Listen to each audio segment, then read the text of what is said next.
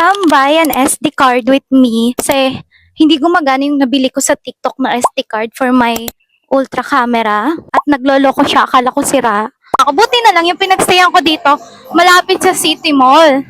And look at that guys, madami din bilihan dito. Onting lakad ka lang, nasa City Mall ka na.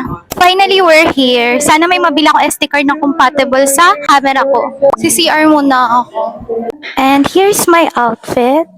Actually, itong bag ko, nabili ko pa to sa Thailand. And ito, nabili ko lang to sa TikTok. May top. And yung palda, same. And, of course, may slippers. Wala pang 100 yan. Ayan, sobrang ganda niya, 'di ba? Sana may mahanap ako na SD card dito. Actually, wala na akong pakialam sa mga nanonood. Nakakaya. Pero good na rin. Hopefully, makahanap tayo ng magandang SD card. So, ganyan siya sa loob. Nakikita nyo ba? Malawak din naman. Hindi katulad ng iba. May nagkakarata din ditong mga bata.